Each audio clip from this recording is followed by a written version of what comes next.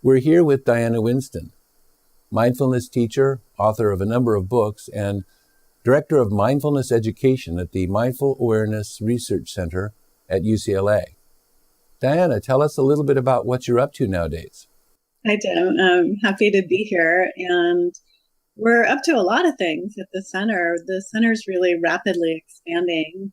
We're getting really much more integrated into the university and into the whole School of Medicine and the UCLA health system in really interesting ways, like doing a retreat for about 300 of the administrative staff where they got about an hour and a half of mindfulness to help with employee-patient relations, things like that. We started doing Spanish programs, which are really wonderful to be able to offer it because it's really connected to this vision that we have when we call it the radical accessibility of mindfulness practices. How do we take this stuff out into the world and just make it as accessible as possible? And I think we're, taking steps in that direction at Mark. Other things I'm doing, I'm very, of course, involved with teacher training. We have our training in mindfulness facilitation program, which is about to start another cohort of about 45 people. We've now had 150 people go through the program, and they're really doing incredible work all around the world. We have people from Latin America, from Europe, mostly from the US, who are all bringing mindfulness into different fields that they're involved in. And it's just been wonderful to support and train these teachers.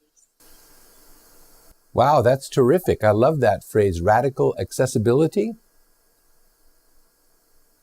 Tell us a little bit about what may be emerging for you and for Mark in 2016. Yeah, absolutely. Well, I'm definitely very interested and continue to be working on the standardization and professionalization of the field. So I'm working with a group of other people to create a Mindfulness Teachers Association. And that Mindfulness Teachers Association will be about, it'll be an accreditation board, essentially, to accredit mindfulness facilitation programs. And also, once we've accredited a program, if someone has gone through the program, then they will also, they can become accredited. And that'll be a credential for them to have out in the world. We're also going to include an ethics board, which is really, really important for the field of the development and professionalization. And then another area that I'm also quite interested in is the cultivation of continuing education. So that as people train as mindfulness facilitators, they actually can keep going and keep learning in the years to come.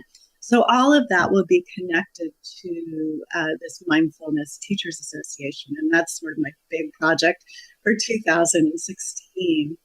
I think probably that, and I guess that just personally, I've been asking myself the question. I mean, for 10 years, I've been working in this field, and really there's been such a movement outward of mindfulness into the larger culture. And I'm wondering how more and more we can make the linkages with mindfulness and global transformation.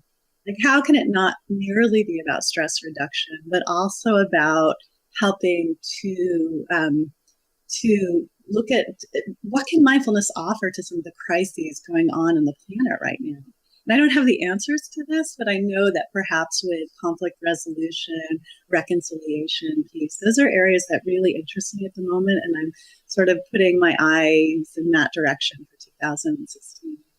That's great. You know from some of our conversations and those with our colleagues that we share some of your concerns in the areas. And given that, what would you say or what would you suggest that Mindful could do to help support the kinds of work that you're going to be focusing on in 2016?